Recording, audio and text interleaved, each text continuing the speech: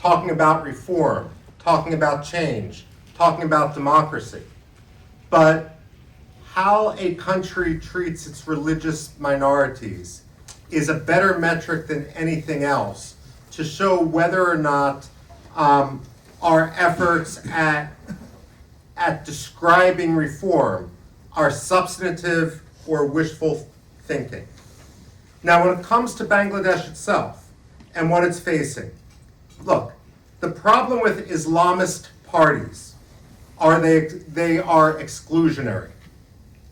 Afghanistan, in which I spent a lot of time, prior to the Taliban's takeover, was technically an Islamic republic. But the Taliban refused to participate with other parties there simply because they wanted what they would call an Islamic emirate. What's the difference between an Islamic republic and an Islamic emirate?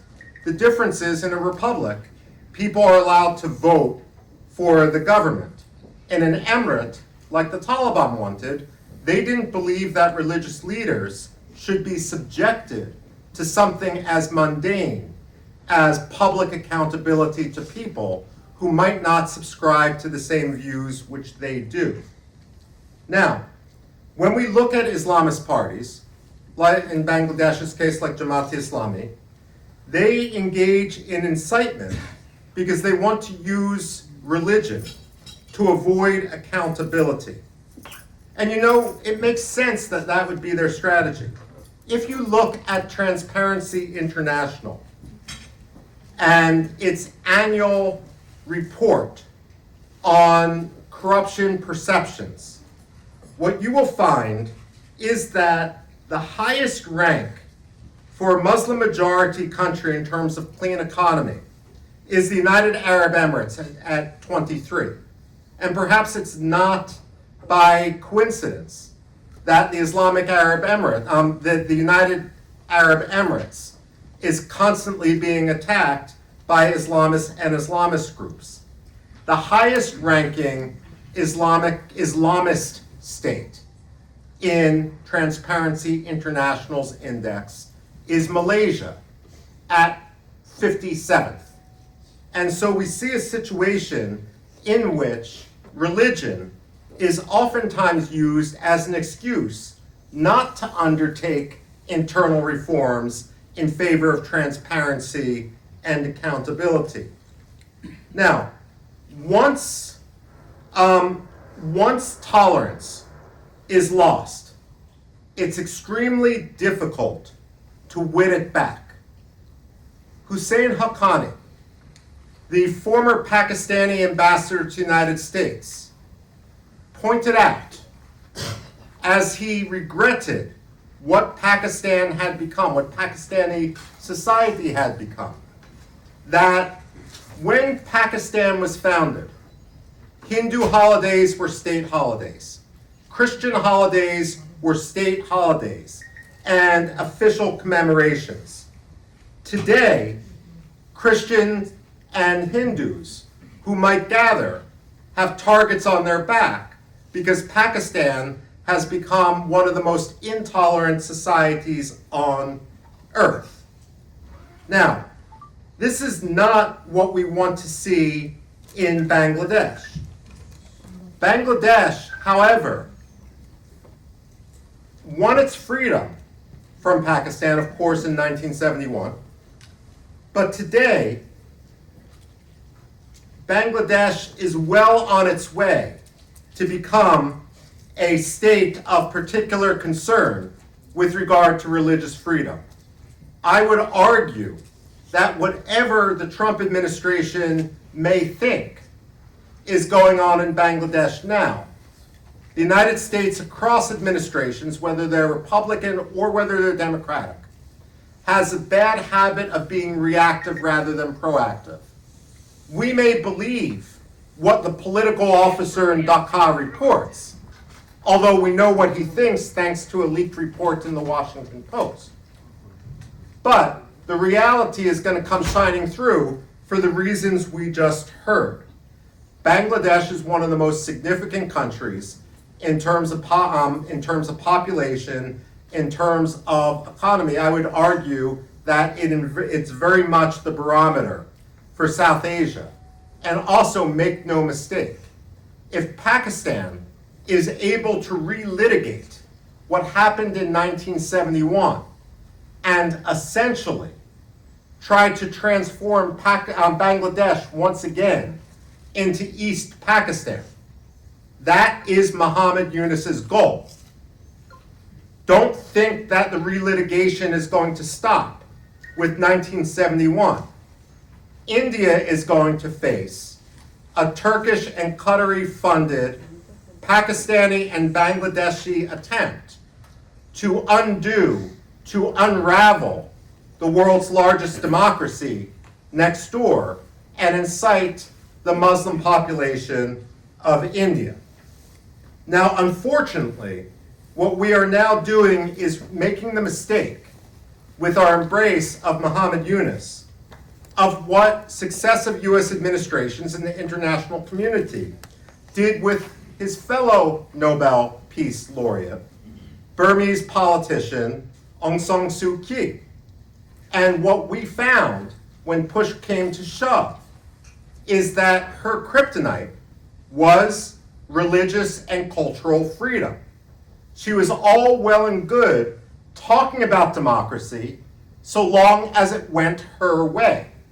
But like Muhammad Yunus, if she didn't like the direction it was going, she would betray her liberal principles or show them to have always been a complete fabrication. Now, the other day, I cited in a different context the speech by Edward Dirigium, who under George H.W. Bush was the Assistant Secretary of State for Near Eastern Affairs.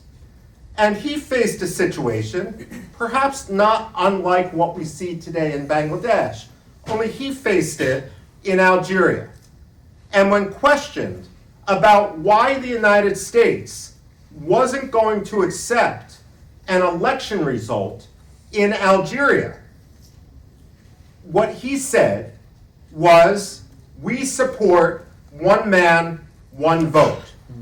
We don't support one man, one vote, one time, which is too often what Islamist parties are trying to impose. Again, there would be absolutely no reason to ban the Awami League if Muhammad Yunus and Jamaat-e-Islami were correct that it had no legitimacy among the Bangladeshi population. But as Aruf Aruma's documentary showed, over the last 18 months or so, the economic hemorrhaging that has occurred under the stewardship of a man who ironically had received the Nobel Peace Prize for his banking and economic work is something that is actually quite astounding. And as I said before, Islamists like to impose rather than accept public transparency. I mentioned Edward Dirigium. Let me mention Recep Tayyip Erdogan, who of course hasn't won a Nobel Peace Prize and perhaps never should, although he did win the Muammar Gaddafi Human Rights Prize. What he had said famously as mayor of Istanbul is democracy is like a streetcar. You ride it as far as you need, and then you step off. And perhaps we've seen in Turkey his strategy play out, and certainly we see it playing out in terms of Muhammad Yunus's approach to democracy. Now, if Muhammad Yunus can't answer basic questions, let me put it this way, sorry.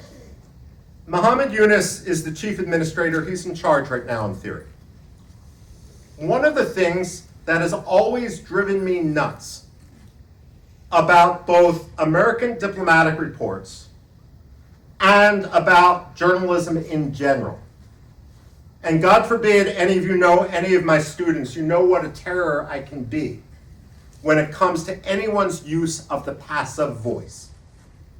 a bomb, you know that I worked in the Defense Department and I worked in Baghdad during the war. And I would read press reports about how a bomb went off outside a school and killed 20 people. To me, that sentence is cowardly, because by using the passive voice, what you're showing is you don't know who set off the bomb, or you're trying specifically to hide the subject. Because we all know, or I mean, as counterterrorism analysts and so forth, bombs don't just randomly explode.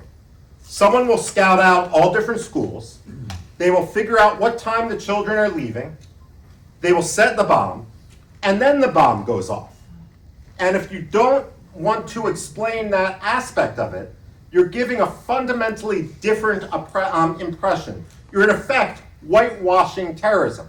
So when it comes to the names and the faces of the people we see here, if Muhammad Yunus is in control, if Jamaat-e-Islami is backing him, if they have the maturity to be part of government, why are they not able to answer? Why are they not able to order an investigation? If perhaps the answer is because they don't want to know where that investigation will lead, or they do know where that investigation will lead, but they don't want to be held accountable for their actions and their complicity in their murders, then we should call out instead of engaging in the diplomatic equivalent of the passive voice and just saying what happened without actually saying who was responsible. Now, my biggest fear moving forward is, again, given that the U.S. administration, as all past administrations across the political spectrum, tends to be reactive, I'm afraid of an incident in which the State Department will simply, by its own algorithm, congratulate the Bangladeshi people on their elections.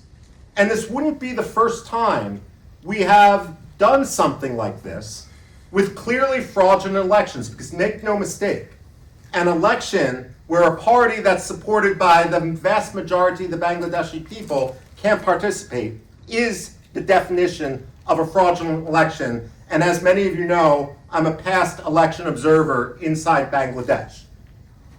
Now, I remember that in 2013, President Obama congratulated the Iranian people on making their voices heard to elect the president of Iran in 2013.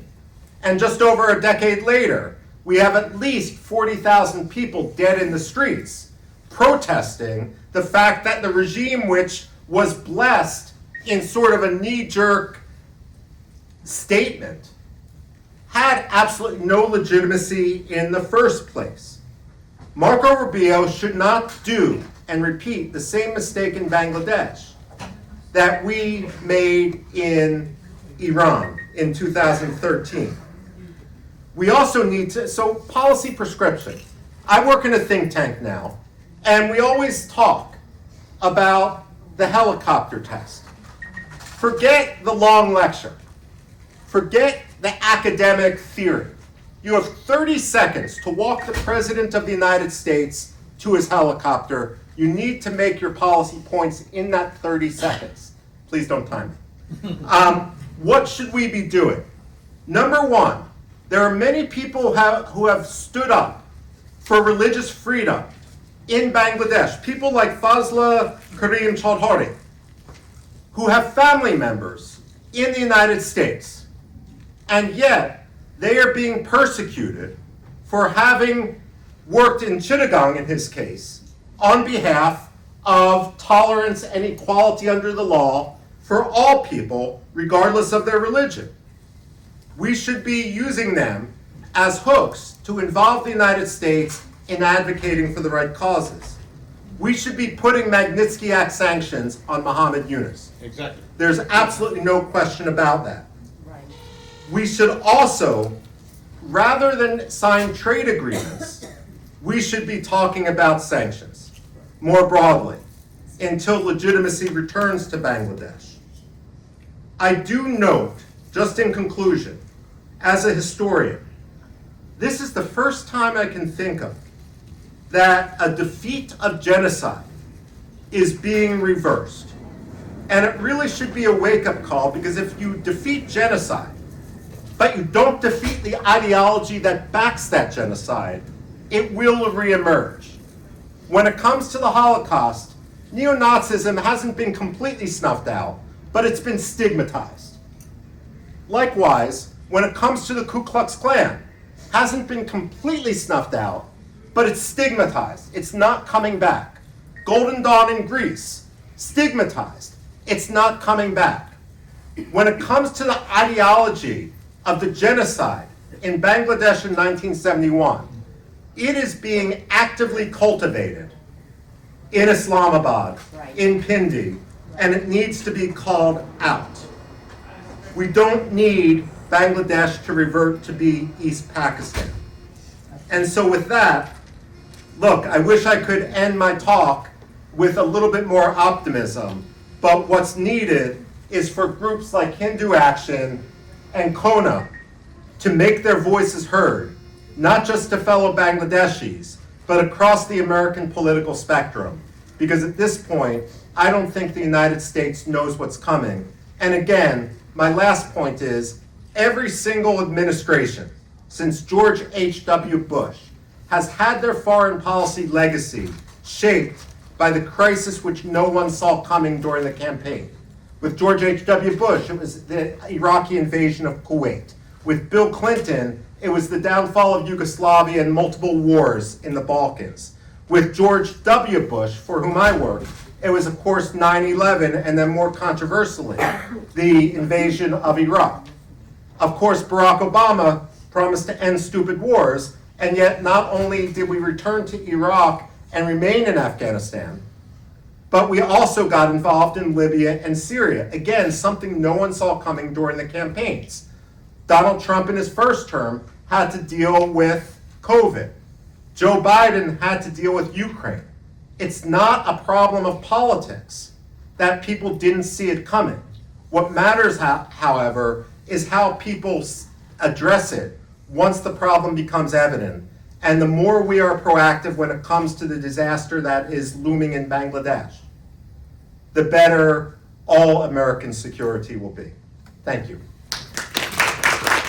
Thank you, Michael. If you could spare a few minutes to answer a few question and answers, not statements, not commentary, very specific to the points that Michael Rubin highlighted. And this is how it will go. So we will be able to take about 4 or 5. Utsav will go and point out. Utsav, there should be another microphone. We may not give you control of the mic. Please state your question once. We will make sure that it is heard. Utsav will repeat that question, and we will give Michael a chance to answer. And we apologize if we have to stop at 4 or 5.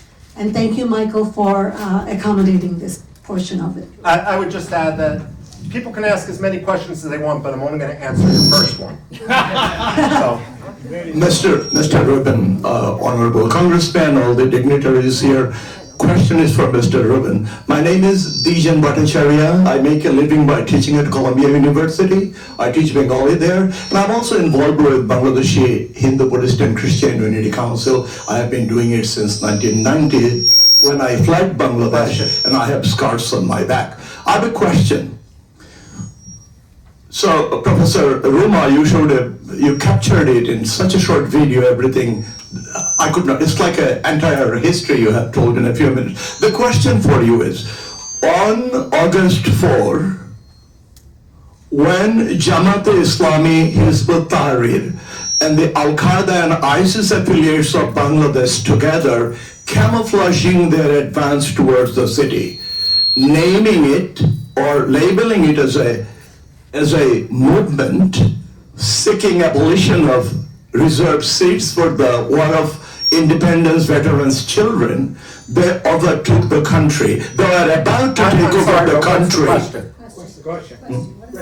Yeah, they were about to take over the country. Mr. Volker Turk called General Walker and told him if they resisted the advance of this Islamist, they would not get jobs in UN peacekeeping mission. Why can't he do it now? Do you know anybody? Look, we are face to face with the cataclysm in 2 days. Is there anywhere, do you have anybody in the world who can call Paul Volcker Turk and say, you did that to help the Jamatis take over the country, the genocidist party? Can you do it for a good reason today? Let me just answer this briefly. Well, Volker Turk isn't directly in the line of peacekeeping operations within the United Nations. There has been increasing understanding of the problem. So, for example, as some of you know, I do a bunch of work in the Great Lake regions of Africa. And I spent time both in the Democratic Republic of Congo on the government side of the lines, and I've also embedded with the M23 insurgents. And one of the things I was hearing from people in the region, especially church leaders, is that there had been a problem with Pakistani peacekeepers who, on an individual level, as opposed to a level of state policy, were engaging in dawah and engaging in incitement in areas that now have an Islamic State problem in northern Democratic Republic of Congo. And this shouldn't surprise, because in order to gain a job as a peacekeeper in Pakistan, you have to ingratiate yourself basically by showing what a good Islamist you are and how, by ingratiating yourself to the ISI basically, on an individual level. And because of this dynamic, the Pakistanis were asked to leave the peacekeeping operations in the DRC. So I do think this is something which the United Nations is becoming much more cognizant of. And if you do look on the United Nations peacekeeping pages, you will actually see some changes in the components of different countries that are involved. But you know what? You raise a good point, and the best way to make your point isn't in this audience, but if you're able to write something in the New York Post, in the New York Daily News or what remains of it, in the New York Sun, in any other mainstream outlet, it would get noticed.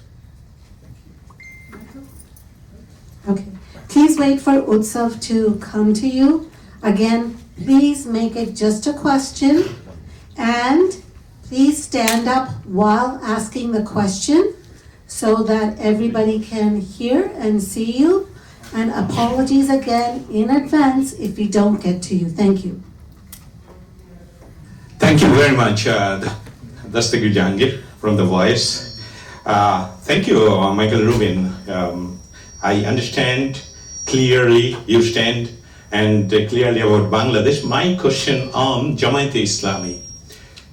Do you think this party at all a democratic or anything like that, or it's a terrorist organization that America should ban this Jamaat-e-Islami to be a normal political party? Thank you. I believe it's a terrorist organization. Hey, thank you.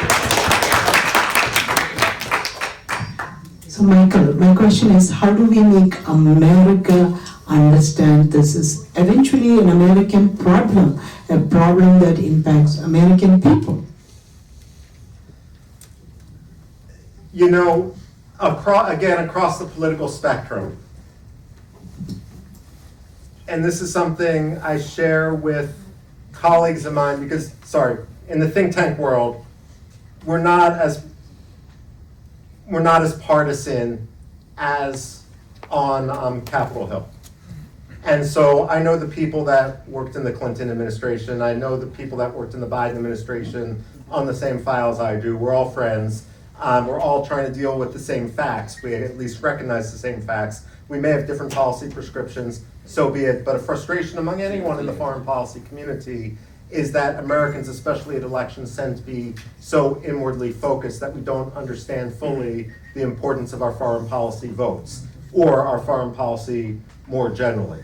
What I would actually suggest when it comes to Bangladesh, and this may be going away from your question, is the major problem we have right now is that almost everything in the United States seems to have become a political football. And in a situation, we're gone as the days when I was in elementary school of Ronald Reagan and Tip O'Neill, who would agree on the problem, they might just disagree on the tactics about how to address the problem. The issue right now, and what I would urge, is because Bangladesh isn't a hot-button political issue now. Now's the time to build those coalitions among both Democrats and Republicans. Even if it's a Democrat someone finds odious for their progressive opinions, or a Republican someone finds odious for their MAGA positions, if they're in the Venn diagram of politics, if there's an understanding that a democratic, secular, tolerant Bangladesh is in the US interest, that's what we need to be working on right now, because it is a problem.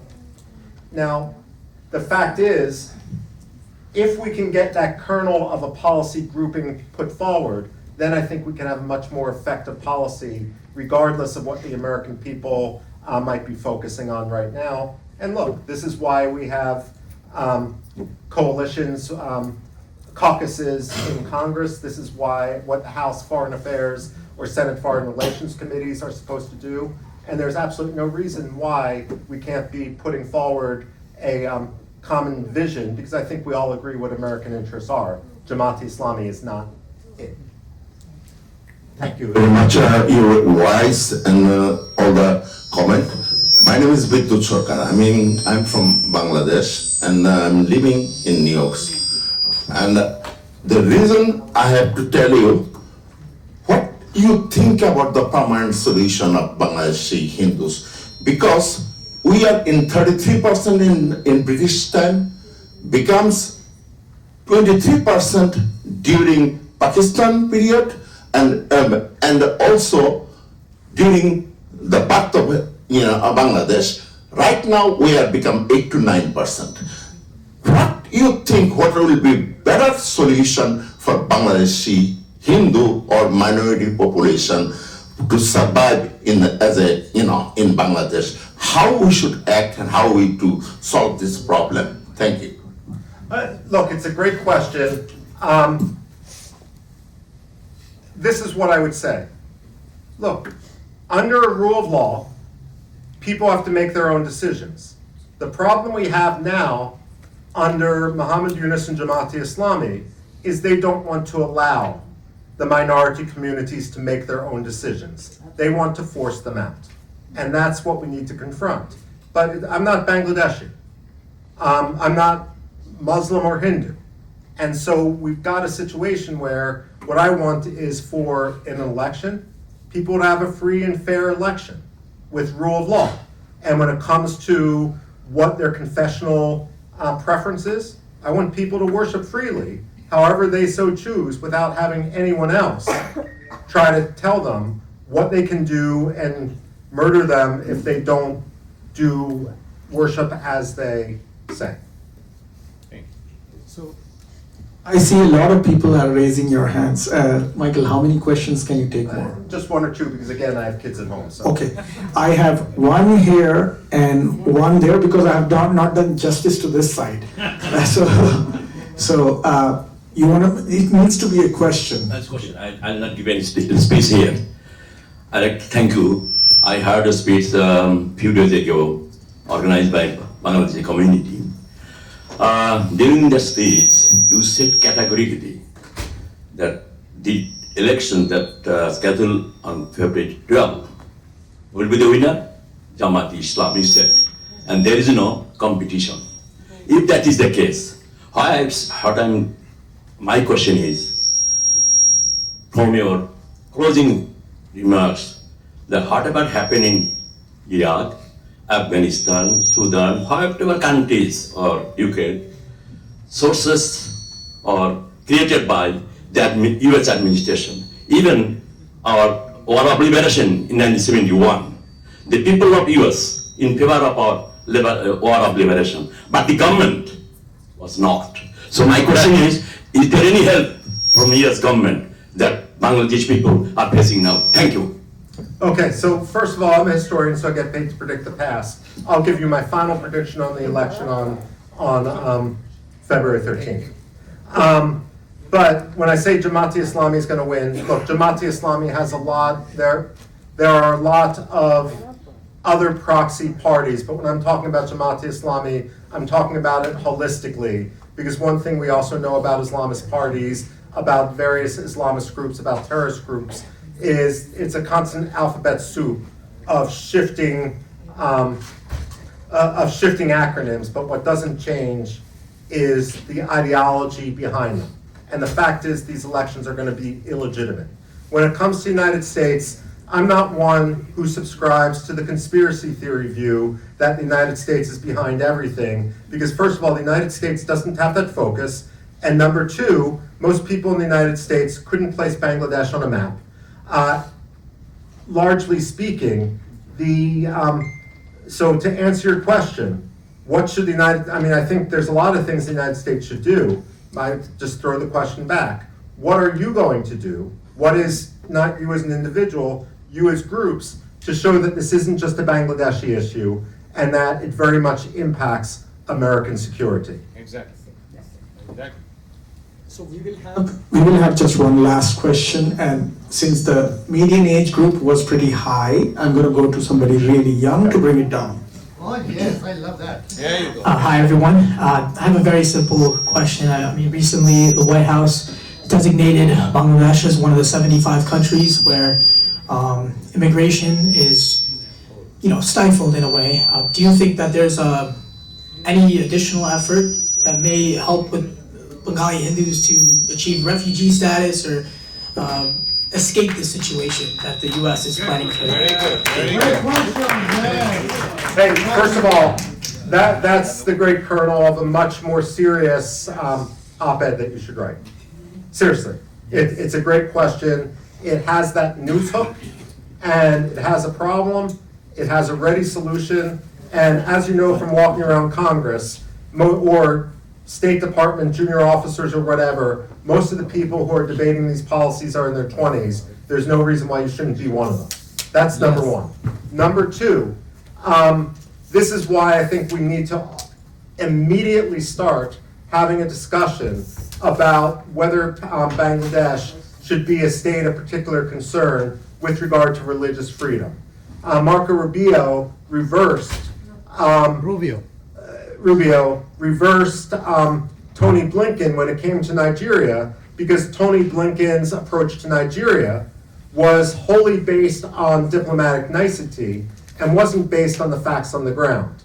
Rubio shouldn't make the same mistake when it comes to Bangladesh, and therefore, what I would argue is, absolutely, you need to write that op-ed, but more broadly, there needs to be a focus on designating Pakistan as a state of specific concern with regard to the decline of religious freedom. All the evidence is lining the walls here, and unfortunately, it's just the tip of the iceberg. Thank you.